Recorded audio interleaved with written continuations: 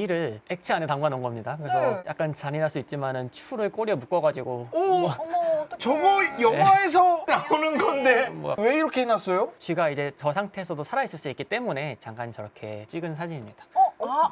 쥐가 물에 살 수 있다고요? 뭐 어떻게 살아요? 네. 인사할 시간도 많습니다. 여러분의 시간을 낭비해드릴 느리지만 쿨함과 랩 미팅입니다. 반갑습니다, 교수님들. 반갑습니다.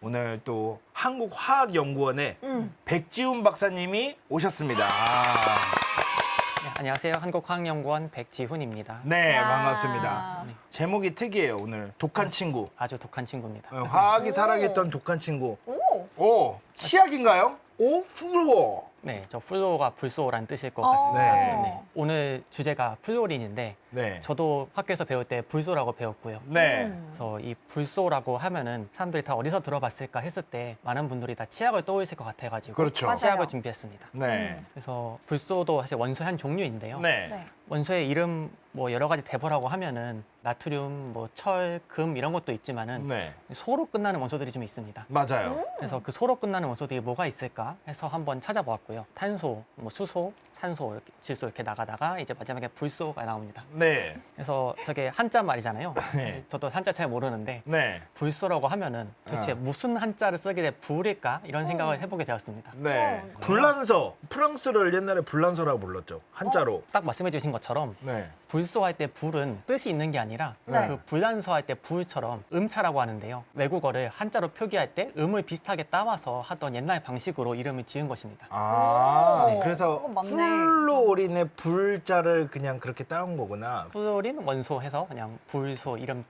제일 비슷하죠. 그래가지고 네. 불소라고 한 것입니다. 아. 그래서 오늘 말씀드린 대로 불소는 플루오린을 말하는 뜻이었었고요. 네. 네. 이제 다른 원소는 이제 뜻이 있는 말인데 불소는 이제 음을 따온 거니까 요즘 젊은 사람들이나 불란서 이런 거 쓰지 않듯이 맞아요. 불소는 이제 플루오린이라는 원래 이름을 찾아서 쓰자라는 식으로 해서 요즘은 다 플루오린이라고 하고 있습니다. 네. 주기율표가 네. 지금 모양을 보시면은 중간중간에 빈틈도 좀 있고 네. 그러니까 일반적인 직사각형의 표는 아니잖아요. 이제 이런 주기율표가 이제 만들어진 역사가 또 있습니다. 근데 이 주기표에 만든 역사에 중요한 역할을 했던 사람이 이 불소와 좀 약간 연관이 있어가지고 오. 그 이야기를 조금 드리려고 합니다. 이 분이 이제 드미트리 멘델예프라고 아. 하는 이제 과학자인데요. 그래서 이 멘델예프가 이 주기표의 발전에 있어가지고 네. 매우 중요한 역할을 했던 사람 중 한 명입니다. 네. 그래서 원소의 규칙성을 가지고 주기표를 예상을 했고요. 네. 근데 이런 뛰어난 업적에도 가장 아깝게 노벨상을 받지 못한 사람으로도 알려져 있는데요. 맨델레프 노벨상 못 탔어요?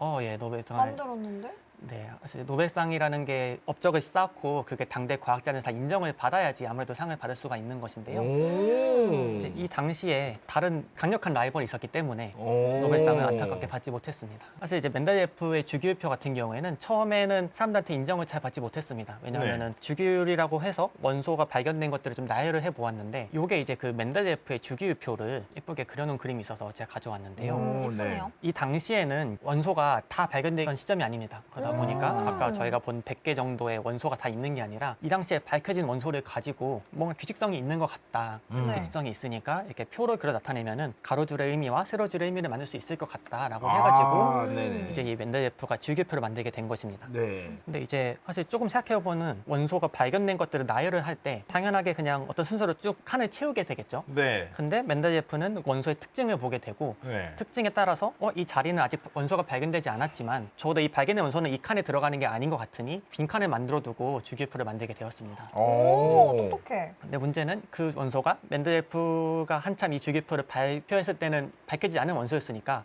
사람들은 그걸 뭐 믿지 않는 거죠. 그러니까 정말 그 원소가 있을까라는 거에 대한 대답을 할 수가 없었던 겁니다. 아, 네. 그렇겠네. 그럼 이 멘델예프를 이긴 사람이 누구인가? 바로 불소라는 원소를 처음으로 분리한 사람입니다. 앙리 무아상이라고 하는데요. 네. 1906년도에 이제 노벨 화학상을 받았습니다. 오, 아까 네. 멘델예프께서 1907년에 돌아가셨기 때문에 아. 1906년도에 정말 절호의 기회가 있었는데 네. 딱 그 직전에 수상을 한 케이스인데요. 이 앙리 무아상은 이제 불소를 처음으로 분리해낸 사람인데 네. 이 당시에도 불소라는 원소는 알려져 있었습니다. 네. 지금 보시는 게 돌덩이처럼 보이죠? 네. 일반 돌은 아니고 네. 네. 좀 반짝반짝 이쁘고 색깔도 좀 있고 결정도 육각형인 것 같아요. 이런 거 뭐라 그러지? 광물의 이름 중 하나인데요. 네. 혹시 아시나요? 광물의 이름? 형석인가? 맞습니다. 형석. 형석입니다. 형석에서 형이 형광빛 반딧불 할 때 형자거든요. 네. 오. 한자말로는 이제 빛나는 돌이다 해서 아. 형석이라고 이름을 지은 것이고요. 오. 그리고 영어는 이제 플로라이트라고 합니다. 플로라이트. 비슷하네 뭔가. 플로린의 이름에서 그 있네요. 그래서 실제로 저 돌이 안에 불순물의 종류에 따라서 색깔은 좀 바뀐다고 알고 있는데 오. 실제로 그래서 형광을 또 영어로 플로레센스라고 하는데 아, 혹시나- 맞아요. 플로레센스.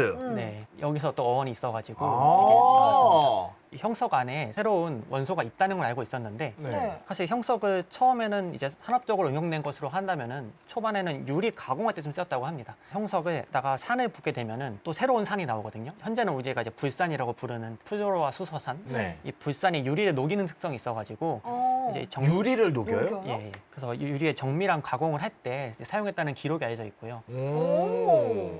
그래서 그 불산, 플로라 수산은 아주 위험한 산 중 하나입니다. 흔히 말하는 산이 뭐 세다 약하다의 개념은 아니고요. 네. 이게 인간한테 아주 독성이 세고 또 물질들도 많이 다 녹여낼 수 있습니다. 유리도 녹여내지만은 금속들도 많이 다 부식시킬 수가 있고요. 그래서 실제로 저 불산을 보관하는 게 매우 힘든 일 중 하나입니다. 그래서 진짜 불산은 어떻게 보관해요? 뭐 물 켜놓은 것들은 그래도 플라스틱 같은 데는 잘 견디는 편이라서 플라스틱 병에다 담아서 보관을 하고요. 네. 고순도의 플로라 수소 같은 경우에는 금속 시즌던데 부식 방지가 처리가 아주 잘 된 이제 그런 곳에서만 이제 보관할 수가 있습니다. 또 불소의 특징 중 하나인데 플로로가 칼슘이랑 결합을 되게 강하게 합니다. 칼슘. 네, 그래서 사실 치약에 쓰는 이유도 어떻게 보면은 치아가 칼슘. 뼈가 칼슘이 돼 있으니까 네, 네, 이제 네. 결합을 잘하기 때문인 거고요. 근데 문제는 우리 몸 뼈도 다 불소로 되어 있죠. 그래서 저 불산에 노출되면은 플로라 수소가 피부에다 뚫고 들어가서 뼈까지 순식간에 들어가게 되고 매우 강한 고통과 사망에 이를 수 있는 매우 위험한 물질 중 하나입니다. 그런 물질에서 불소를 이제 분리를 해야 되는데 네. 문제는 원소 상태의 불소는 또 더 위험합니다. 불소 원소는 불소가 2개 붙은 F2라고 저희가 부르는 물질로 존재하는데 그것도 인체에 아주 독한 물질이거든요. 네. 이제 그런 거를 개발하다 보니까 그 당시에 사실 뭐 안전보고도 없고 뭐 소재도 플라스틱 같은 거 없던 시대니까 네. 못 모르고 실험하다 보면은 실험하던 초자가 다 녹아내리고 어머. 이상한 가스가 나오는데 들이마시면은 사람이 다 다치고 이제 이런 일들이 있었습니다. 그러다 보니까 이제 그 당시에 불소를 연구하다가 다치거나 돌아가시는 분들이 많이 계셨었고요. 네. 특히나 뛰어난 과학자들이 많이 그런 일을 겪게 되었습니다. 그래서 그런 분들을 저희가 불소 순교자라고 불리게 되었었고요. 어. 안타깝네요. 아, 네, 그렇구나. 그래서 지금 보신 사진 같은 경우는 이제 불산에 좀 노출된 피부의 사진인데 뭐 저렇게 사진 찍을 수 있었다는 것만 해도 사실 많이 노출된 건 아니었을 거라 생각이 네. 되고요. 실제로 만에 하나 노출되면은 칼슘 연고 같은 거 빨리 발라가지고 피부 속으로 빠져들어가지 못하게끔 해야 됩니다. 아, 오, 그러면 칼슘 연고를 받으면 걔네들끼리 이렇게 뭉쳐가지고 더 들어가는 걸 막는다. 약간 이런 느낌인 건가? 맞습니다. 네네. 네. 칼슘이랑 불소랑 결합하면은 녹지 않기 때문에 신경까지 들어가는 걸 막을 수가 있습니다. 아, 너무 좋아, 불소를 너무 좋아. 그 연고에 칼슘하고 결합시켜서 나한테 안 오게 하는 거구나. 네네. 근데 그러다 보니까 당대 수많은 과학자들이 노력을 했는데도 이 불소의 분리를 못하고 있었는데 네. 이 양리무화성이 이제 그거를 이제 해낸 것입니다. 오. 전기분해를 이용해가지고 했다고 알려져 있고요. 네. 사실 노벨상 같은 경우에는 하나의 업적만으로 주는 경우도 있지만 이제 다양한 업적들을 합쳐서 주는 경우도 있게 되는데 양리무화성 같은 경우는 이 불소의 분리가 큰 역할을 했고 그 이후에도 저 전기분해하는 저 반응 장치가 매우 유용했기 때문에 그 연구를 이제 인정받아가지고 노벨상을 받게 되었습니다. 와, 근데 오. 무화상 아슬아슬 하셨네요. 노벨 화학상 받고 그 다음에 바로. 불소의 분리에 대해서 말씀을 드렸는데 네. 현대적으로 원소는 이제 원자 번호라는 거에 대해서 순서를 매겨가지고 음. 네. 이제 번호를 매기고 있습니다. 불소 같은 경우는 9번 원소이고요. 네. 원자 번호의 의미는 사실 원자에 갖고 있는 전하의 수 이런 식으로 뭐 말을 할 수가 있는데 네. 어렵지만은 그냥 일반적인 상태에서 중성인 상태에서 원자가 전자를 총 몇 개씩 갖고 있냐라는 거랑 같게 생각할 수가 있습니다. 그러니까 양성자 9개, 전자 9개를 가지고 있다는 거죠. 그렇습니다. 네. 근데 이제 또 화학을 배우면 초반에 암기하는 것 중 하나인데 전자가 아무데나 들어가는 게 아니라 껍질이라고 저희가 표현하는 전자 특유의 궤도를 지키면서 가야 되거든요. 네. 그때 첫 번째 껍질에는 2개가 들어가고 네. 두 번째 네. 껍질에는 8개가 들어갈 수가 있습니다. 네. 저 안쪽부터 채워나가게 되는데 네. 9개를 채우다 보면은 안쪽에 2개 채우면은 바깥쪽에는 7개가 찬단 말이죠. 네. 그러면 그쵸. 하나가 비기게 됩니다. 저기 보면 오. 하나 그림에도- 채우고 싶어. 저기 하나가 딱 채워주고 싶은 생각이 막 들죠. 그렇죠. 네. 그러다 보니까 불소는 태생적으로 저 전자는 어떻게든 하나 가져올 수 있지 않을까? 가져오고 싶다. 뭐 그런 상태에 놓여 있게 됩니다. 네. 오. 무조건 하나 보이기만 하면은 가지고 온다. 훔쳐온다. 음. 네. 네. 그런 것들을 나타내는 지표 중에 하나로 네. 전기 음성도라는 지표가 있는데요. 전기 음성도. 그래서 네, 저기 뭐 작은 영어 글씨로 일렉트로 네가티비티라고 적혀 있는데 네네네. 이제 우리나라 말 전기 음성도라고 하고요. 네. 네. 전자를 하나 빨리 가져오려고 해서 전자가 음전하니까 음전하를 띄고 싶어 한다. 뭐 그런 의미라고 보시면 될 것 같습니다. 네. 그래서 지금 이 자료 보시면은 색깔이 짙을수록 전기 음성도가 높은 것이거든요. 아, 네. 그러면은 오른쪽 위에 불소가 가장 색도 진하고 가장 높은 전기음소를 갖고 있는 원소입니다. 아, 그렇군요. 그래서 원소가 뭐 저희가 다 개성이 있고 다 쓰임새가 다르긴 합니다만 네. 그래도 이 전기음소도가 제일 크다는 수치적인 면에서 1등을 하고 있다는 원소이기 때문에 되게 독특한 물성이 나타나게 되고요. 3.98이에요. 4예요, 4. 가장 높아요. 어. 네. 실제로 다른 원소랑은 결합을 잘 안 하는 원소도 불소랑만은 결합하는 경우들도 있게 되고 어. 또 불소가 한 번 결합을 하면은 전자를 놓으려고 하지 않기 때문에 분리가 네. 어렵고요. 그래서 이 불소의 높은 전기 음성도로 인해서 나타나는 일이 뭐가 있을까 보실 때 한 가지 지표 중 하나가 이제 네. 결합 에너지라는 지표가 있습니다. 우리 몸에도 많이 있고 되게 많이 사용되는 원소 중 하나죠. 탄소랑 이제 결합한 에너지를 봤을 때 수많은 원소 중에서 불소가 가장 강하게 결합을 한다라고 볼 수가 있습니다. 결합하면은 그만큼 끊기 어렵다는 거죠. 그 아기돼지 삼형제를 어머나, 한번 귀여워라. 가져왔는데 네. 귀여워. 아기돼지 삼형제 동화 다 아시죠? 네. 그래서 비유를 했을 때 물질 사이에 이제 결합이 있었을 때 가장 강한 게 불소랑 탄소와의 결합인데요. 네. 그럼 다른 약한 결합으로 만든 것들은 지프로 지은 집처럼 쉽게 부서질 수가 있는 반면에 불소와 탄소의 결합을 만든 물질은 매우 강력한 결합으로 이루어졌어가지고 쉽게 파괴되지 않고 쉽게 분해되지 않는 특성을 갖고 있습니다. 또 이제 탄소와 불소의 강한 결합을 나타나는 특징 중 하나가 보시는 그림과 같은데요. 네. 뭐죠? 흔히 이제 물과 기름은 잘 안 섞인다 이런 그쵸, 거 그쵸. 아실 맞아요. 겁니다. 네. 물은 이제 워터라고 저기 가운데 층에 파란색으로 염색해 놓은 게 물층이고요. 네. 그리고 이제 기름은 이제 우리가 유기물이라고 해서 올가닉이라고 많이 화학에서 부릅니다. 네. 그래서 위층이 이제 기름층입니다. 그래서 오. 보시면은 물과 기름이 잘 분리가 되어서 섞이지 않는 걸 볼 수가 있고요. 그쵸, 그쵸. 네. 근데 저 맨 아래쪽에 노란색으로 염색해 놓은 게 플로러스라고 해서 이제 불소 물질입니다. 네. 그래서 불소 물질은 물이나 기름과도 섞이지 않고 양쪽 다 섞이지 않는다는 특징이 나타나게 됩니다. 실제로 불소 물질을 만들 때 어려운 것 중 하나가 용매라고 표현하는 녹여가지고 뭐 실험을 많이 해야 되는데 불소는 불소끼리만 녹이니까 실험할 때도 일반적으로 쓰는 유기용매 같은 거 사용하지 못하는 특징도 있게 되고요. 인공혈관 이런 서재에도 불소 같은 게 많이 쓰이긴 하거든요. 인공혈관이요? 네네. 우와, 신기해. 불소가 왜 어떻게 써요? 인공혈관의 가장 큰 역할 중 하나는 혈전, 피떡이 달라붙지 않아야 되는 겁니다. 혈관을 넣어놨는데 거기에 다시 막히면은 인공혈관에 그렇죠, 넣은 그렇죠. 의미가 없으니까요. 그쵸. 네. 근데 피의 안에는 물 같은 것도 있고 단백질 같은 약간 기름 성분도 있단 말이죠. 지방 같은 것도. 네. 그러면은 일반적인 소재로 넣게 되면은 둘 중 그냥 하나랑은 친하니까 반응하는구나. 네, 친한 게 달라붙게 되는데 아. 불소 같은 경우는 그런 게 없으니까 불소 소재로 그런 걸 만들게 되면은 훨씬 수명이 오래가는 그런 혈관 소재를 만들 수가 있습니다. 와, 되게 잘 사용할 수 있겠다. 신기하네. 또 불소가 나타나는 독특한 특성이 무엇이 있을까 생각해 보았는데요. 뭐예요? 쥐를 액체 안에 담가 놓은 겁니다. 그래서 네. 약간 잔인할 수 있지만은 추를 꼬리에 묶어가지고 오! 어머, 어떡해. 저거 영화에서 나오는 건데. 뭐 약간 탈출하려고 지금 쥐가 하고 있는 것 같은데요. 왜 이렇게 해놨어요? 쥐가 이제 저 상태에서도 살아있을 수 있기 때문에 잠깐 저렇게 찍은 사진입니다.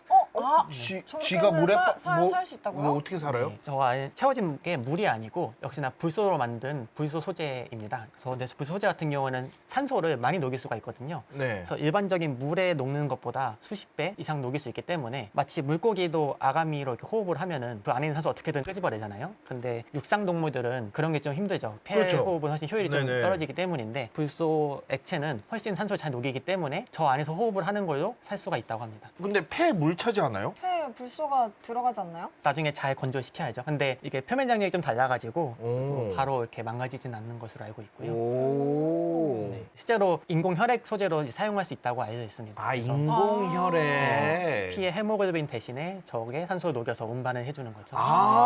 그러네. 피 원래 적혈구가에 딱 산소가 붙어서 가야 되는데. 아니면은 또 작년인가 재작년에 뭐 노벨 이그상에서 저런 것도 하나 관련된 게 있었는데 항문 호흡을 하는 혹시 들었는데? 아시나요?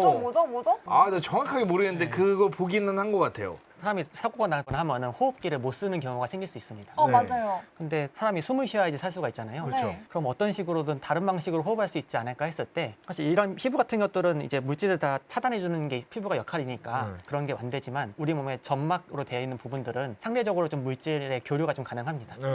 그래서 소화기관역에서 가장 바깥쪽이랑 가까운 노출돼 있는 네, 노출되는 항문. 항문 쪽을 이용해가지고 거기에다가 이런 고농도의 산소를 담은 액체를 주입해주면은 점막을 통해서 산소 교환이 일어나면서 우와. 이제 그런 것들이 가능하다. 아. 하는 것들을 이제 밝힌 연구가 있었습니다. 그런데도 저기 보시는 저런 액체들이 사용이 돼가지고 네. 근데 물은 너무 농도가 산소를 잘 못 녹이기 때문에 네. 훨씬 산소를 잘 녹일 수 있는 저런 불소 액체를 사용하고 있습니다. 오, 그렇군요. 그래서 이 불소가 정말 다양한 독특한 특성을 나타내고 있는데 네. 네. 과연 우리 삶에 얼마나 이 불소가 침투해 들어가 있을지 오. 한번 생각을 해보게 되었습니다. 세상에서 불소가 없어진다면 어떤 일이 벌어질지. 정말 많은 것들이 있는데 우리 몸에는 불소가 얼마나 있을까? 한번 그 생각을 해보게 되었습니다. 네네네. 최근에 뭐 장훈재 교수님께서도 이제 화화. 여기 나와서 네. 네. 인체 연성을 주제로 해가지고 했죠. 말씀하신 게 있는데요. 네. 강철의 연금술사 이거 했어요. 예. 이 강철의 연구술사의 시작부터 나오는 주제 중 하나가 인체 연성이라는 주제가 있게 되고 네. 이 만화 속 세상은 연금술이 가능한 세상이기 때문에 그렇죠, 그렇죠. 원소를 넣어주고 연성을 쫙 하게 되면은 재배치를 하면서 사람을 만들- 그쵸. 새로운 물질도 만들고 그러니까 네. 새로운 형태도 만들고 그 방식으로 인체도 만들 수 있지 않을까 뭐 그런 오. 식으로 시작을 하는데요. 그러면 저기 인체에 들어가는 재료는 무엇일까 한번 찾아보았습니다. 네. 네. 아무래도 원소별로 준비를 하게 됩니다. 뭐 네. 물은 워낙 흔하니까 물을 넣게 되었고 탄소는 탄소, 암모니아는 아마 암모니아. 질소의 역할일 거고요. 뭐 석회는 칼슘 이런 식으로 이제 원소를 맞춰서 재료를 넣게 되었는데 네. 여기 이제 플루오린도 포함이 되어 있습니다. 맞아요. 오. 그때 화학학 교수님이 이거 하면서 원가 계산해 주셨거든요. 그래서 사람은 얼마인가.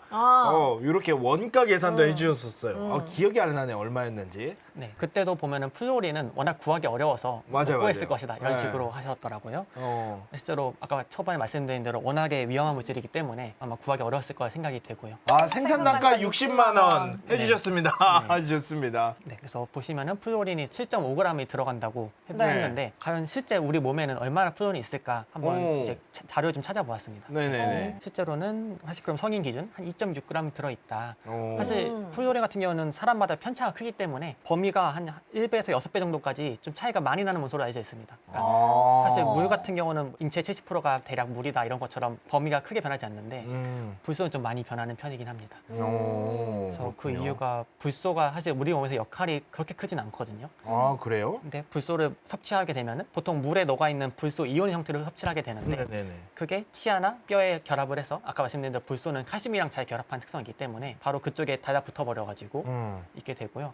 그럼 불소를 많이 들어있는 물을 마시는 사람은 아무래도 불소가 몸에 좀 많이 쌓였을 것이고 앞서서 이제 불소가 인체에는 생각보다 많이 들어있지 않고 많이 네. 사용되지 않는다는 걸 말씀드렸는데 네.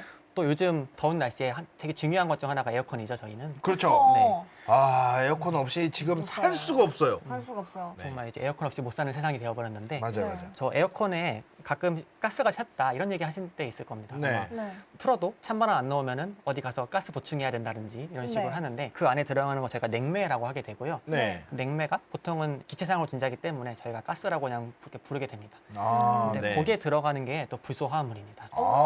옛날에 CFC라고 불렀던 예, 맞습니다. 네. 프레온가스 막 이런 거. 그 주제도 뒤쪽에 좀 나오게 될 텐데 네. 이제 냉매라는 거에 원리만 생각해 본다면은 사실 액체랑 기체랑만 오갈 수 있으면 되기 때문에 네. 사실 많은 물질들이 가능합니다. 근데 이제 한번 가스 체험을 오래 쓰고 싶고 관도 부식되면 안 되잖아요. 그렇죠. 녹슬면 안 되잖아요. 네. 그러다 보니까 반응성이 낮고 수명이 긴 그런 가스 사용해야 되는데 네. 그런 게 딱 불소랑 맞아 떨어집니다. 불소가 워낙 안정한 물질이기 때문인데요. 네. 에어컨에도 불소가 포함된 가스 소재가 필수적으로 들어가게 되고요. 네. 이 사진 사실 저도 실물은 본 적 없습니다만 혹시 뭔지 아실 수 이게 뭐죠? 있을까요? 이거 약간 뭐 이렇게 뭐 그 전기 발생하는 변전소 같은데 막 뭐 말하는지 알죠? 아마 보신 적 있으신 것 같은데요. 저는 본 적이 없어요. 네, 실제로 저게 변전기라고 합니다. 맞아요? 네, 네. 그래서 오. 아신 것 같아가지고. 네네. 그런데요. 발전소 규모나 변전소라고 하는 규모에서 크게 이제 전관을 변압하거나 또는 갑자기 전기 차단해야 될 때는 전기가 흐르지 않는 소재가 필요하게 됩니다. 그래서 네. 그런 걸 저희가 절연 소재라고 하게 되는데 네. 특히나 가스를 이용하게 되면은 훨씬 효과적으로 그런 절연을 할 수가 있습니다. 오. 그래서 그런 절연 가스가 필요하게 되는데 네. 여기에도 마찬가지로 불소를 포함한 소재들이 많이 사용되고 있습니다. 여기저기 다 쓰이네요. 특히 이제 고전압을 견뎌야 되니까 일반 원소들은 다 결합이 깨져버리거든요. 근데 워낙 강한 결합 에너지를 갖고 있으니까 이제 가능한 일이라고 생각해 볼 수 있습니다. 네. 앞서서는 이제 지금 기체 소재들을 말씀드렸는데 네. 그 다음 다음 장 보시면 이제 불소를 포함한 액체 소재들도 있게 됩니다. 네. 요 사진은 이거 뭔가요? 액체로 냉각하는 장치입니다. 액침 냉각 이런 식으로 뭐 말을 하는데 네. 서버 같은 걸 냉각시킬 수도 있고요. 아니면 배터리 같은 것도 요즘 냉각 같은 거 많이 합니다. 근데 냉각을 할 때 기체로 하는 것보다는 이제 액체로 하면은 훨씬 여전달이 쉽기 때문에 그쵸. 냉각이 효율적이기 때문에 사용하는 기술인데요. 네. 근데 여기다가 물을 쓴다고 생각해 보시면은 물은 왠지 전자기기에 닿으면 안 될 것 안 같죠? 되죠. 안 될 안 것 되죠. 같아요. 다 녹슬고 맞아요, 뭔가 맞아요. 반응시키고 그러다 보니까 불소처럼 쉽게 반응하지 않는 액체를 써야 아, 저런 냉각이 그렇겠네요. 가능하게 됩니다. 아, 그래서 불소가 담긴 액체에 저렇게 냉각하는 데도 쓰이는군요. 네. 오. 요거랑 비슷하게 컴퓨터 되게 고급으로 세팅하시는 분들은 불소를 이용한 냉각 시스템도 구축하시는 경우들도 있고요. 와. 이번에는 고체로 들어왔는데요. 이제 기체도 해봤고 액체도 봤는데 고체 같은 경우는 이제 불소가 플라스틱에 들어가면 이제 불소 고분자라고 하게 됩니다. 네. 네. 그래서 그 불소 고분자가 쓰이는 사례 중 하나인데요. 저기 이름이 써 있죠. 저기 고어텍스가 불소예요? 예, 핵심 성분이 이제 불소 소재가 들어갑니다. 아, 그래요? 호호호. 혹시 고어텍스의 역할은 아시나요? 고어텍스의 특징이요. 방수 좋은 거. 그렇죠. 등산이나 스포츠 어, 같은 거 맞아요, 할 때 맞아요. 많이 이제 고어텍스 소재가 쓰인다고 하죠. 말씀하신 대로 방수가 제일 핵심 특성 중 하나이고요. 빗물이나 이런 걸 막아주죠. 근데 네. 방수만 된다고 좋은 건 아닙니다. 쉽게 생각하면은 비닐 우비 같은 거 있지 않습니까? 네. 비닐 우비도 방수 잘 되죠. 아, 땀 차요. 그쵸? 맞아요. 땀 많이 차요. 와, 안에 진짜 막 습기. 다 달라붙어 있어. 나중에 이게 다 벗을 때 다 그치? 달라붙어 있어. 이렇게. 그래서 방수는 되는데 우리 몸에 있는 열기를 빼줘야 되는 거고요. 맞아요, 맞아요. 열을 빼는 거는 결국에 땀을 배출을 해줘야 되는 겁니다. 그렇죠, 그렇죠. 사실 땀도 근데 물이잖아요. 한쪽으로는 물이 안 들어오게끔 방수를 해주고 바깥쪽으로는 땀이 잘 배출되게끔 하는 그런 원리가 필요하게 되는데요. 어. 저 고어텍스 소재가 고어라는 과학자가 만든 텍스 해가지고 상품명으로 지은 건데 아, 진짜 고어라는 사람이 만든 거예요? 네, 맞습니다. 네. 아, 몰랐어요. 오. 신기하다. 고어텍스 소재의 구조를 그림으로 오. 보여준 것인데요. 아래쪽이 안쪽이고 위쪽이 바깥쪽입니다. 네. 네. 그러면은 위에서 아래로는 물이 들어오면 안 되고 아래에서 위로는 물이 빠져나가야 되는 거죠. 그러네. 생각해보니까 되게 엄청난 소재네. 물은 안 들어오는데 안에 거는 물이 나가야 나가야 되네요. 네, 다행히도 똑같은 물이었으면 어려웠을 거예요. 밖에서 오는 거는 보통 빗방울을 저희가 생각을 하는 거죠. 그렇죠, 그렇죠. 네. 근데 신체 쪽에서 바깥쪽으로 나가는 거는 땀이 증발돼서 기화돼서 나가게 되고요. 네. 그러니까 땀이 기화된 맞아요, 수증기는 맞아요. 잘 빠져나갈 수 있게끔 소재를 만들어야 됩니다. 오. 그래서 중간에 고어텍스 멤브레인이라고 저기 표시되어 있는 네네네네. 그 보면은 중간에 맨 가운데. 뭔가 그물 구조로 좀 그려 넣었습니다. 저기 네. 구멍이 송송 뚫린 그런 불소 소재가 들어가게 되고요. 네. 아까 불소가 물이랑 기름이랑 다 안 친하다고 말씀을 드렸습니다. 맞아요. 기름이랑 안 친하니까 이제 우리 몸이랑 뭐 닿아도 문제가 없는 거고요. 음. 또 물이랑 안 친하니까 그 물이 저 방울을 통과하려고 하기에는 맞지 않아가지고 통과를 못 하게 됩니다. 근데 기체는 워낙 이제 아예 분자 단위로 다 쪼개져 있으니까 네. 저기 통과하려고 해도 벽에 안 닿고 싹 통과할 수가 있겠죠. 네네네. 이제 그러다 보니까 방수는 되면서 땀은 잘 배출할 수 있는 소재가 됩니다. 고어텍스가 좋은 거네. 그러니까요. 신기하다. 그래서 이렇게 불소 소재가 다양한 데 쓰이고 있는데요. 네. 그러다 보니까 일어난 이제 우리나라 이슈도 하나 있었습니다. 이 슬로건 기억나십니까? 한 몇 년 전이었죠? 한 5, 6년 전? 예, 한 5, 6년 전. 네, 5, 6년 전에 일본 제품들 불매 운동 한 적이 있었죠. 맞아요. 네. 저한테는 되게 중요한 사건이긴 했었는데요. 네. 왜냐하면 이제 불소 소재랑 아주 관련이 깊었기 때문입니다. 네. 오. 저 당시에 좀 역사적인 문제로 이제 일본이랑 좀 갈등이 있었고요. 네. 그러다 보니까 일본이 우리나라한테 주요 상품들을 수출하지 않겠다. 먼저 나와서 이제 그렇게 이제 주장을 했습니다. 네. 그러다 보니까 우리나라 사람들도 그러면 우리 아예 일본 거 다 불매하겠다라고 이제 운동을 전개한 게 방금 보신 불매 운동이었고요. 네네. 그때 핵심적으로 작용했던 소재들이 있습니다. 저때 일본에서 우리한테 저렇게 세 가지를 수출을 하지 않겠다라고 얘기했던 것입니다.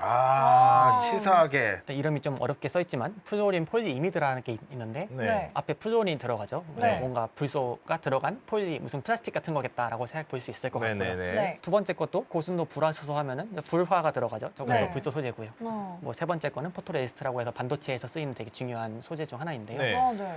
저 세 가지가 우리나라의 핵심 산업 중 하나인 반도체나 디스플레이 산업에 매우 필요한 소재들인데 일본한테 많이 의존하고 있었기 때문에 당시에 일본 입장에서는 저거를 우리한테 수출하지 않음으로써 우리나라의 공급을 끊어버리면 우리나라의 핵심 산업이 흔들릴 것이라 예상을 해서 저 수출을 이제 막은 것입니다. 그랬죠, 그랬죠. 기억납니다. 그럼 어떻게 됐나요? 저 이후로 국산화 연구를 많이 진행을 했고요. 그래서 실제로 많은 부분이 국산화 되기도 했고 그래서 오히려 일본이 자충수를 뒀죠. 잘 수입해서 쓰던 거를 안 팔아서 야, 안 되겠다. 우리가 개발해버리자. 그래가지고 이제 우리가 만들어서 쓰죠. 오, 네. 와, 너무 잘 됐네. 그러니까요. 오, 너무 잘 된 거 아니에요? 그러면? 네. 또 일본이 워낙 가깝고 사실 또 기업 입장에서는 쓰던 거 쓰는 게 제일 마음에 놓이거든요. 맞아요, 굳이 맞아요. 갖고 싶기보다는. 근데 그 기회에 다른 나라에서나 다른 기업 것들을 많이 수입도 하게 되면서 이렇게 수입 다각화라고 하는데 다른 나라들에서도 받고 일부는 국산화하면서 저 위기를 넘기게 되었습니다. 플루오린 폴리이미드라고 하는 소재는 보통 투명한 필름 같은 고분자거든요. 가장 많이 들어가는 게 접는 디스플레이 쪽에 많이 들어갑니다. 그래서 요즘 또 삼성 핸드폰 접는 거 조만간 나온다고 여러 가지 이슈들이 나오고 있는 것 같은데 네. 거기에도 가장 밑면에 들어가는 소재 중 하나가 폴리이미드라고 하는데 저희가 이제 투명한 고분자가 되고요. 고순도 불화수소 같은 경우는 반도체 공정에서 저기 유리 녹여내는 거와 마찬가지로 반도체도 저희가 실리콘 규소로 만들지 그렇죠. 않습니까? 이제 깎아내야 되죠. 네. 네. 아, 네. 그 유리 녹여내는 거와 비슷하게 반도체 녹여낼 수 있는 특성이 있어가지고 근데 이제 반도체는 조금의 불순물만 들어가도 다 불량이 나거든요. 그러다 보니까 매우 고순도로 정제한 불화수소가 필요하게 되어서 저런 것들을 이제 수입에 많이 의존하고 있었습니다. 네. 네. 그만큼 저희 불소 소재가 다양한 첨단 산업들에 많이 사용되고 있다는 것들을 알 수 있었습니다. 네. 그래서 지금 보시는 것들에도 다 불소가 되게 핵심적인 소재가 들어가게 되는데요. 태양광 소재, 태양광 패널, 전기 충전, 전자기기 정전. 있고, 네. 네, 전기자동차 있고 반도체 반도체. 있고. 네. 사실 불소가 원소인 만큼 물질은 되게 다양하게 존재할 수 있거든요. 그래서 그것들을 하나하나 다 말씀드리긴 어렵습니다만 저 안에 양으로는 뭐 많이 들어가지 않습니다. 당연히 제품 많이 다르지만은 한 1% 정도 들어갈까요? 무게별로 하면은 오. 1%나 그 미만이 들어갈 텐데 그게 없으면 작동이 안 될 정도로 핵심적인 위치들에 들어가게 되고요. 아, 또 실제로 저게 만들기도 어렵고 하기 때문에 매우 네. 고부가가치 소재로 알려져 있어서 비싸다는 얘기죠. 그래서 그렇죠. 비싸게 팔리고 있는 소재입니다. 그렇군요. 인사할 시간도 많습니다. 여러분의 시간을 낭비해드릴 느리지만 쿨한 과학 랩미팅이었습니다. 감사합니다, 교수님들. 감사합니다.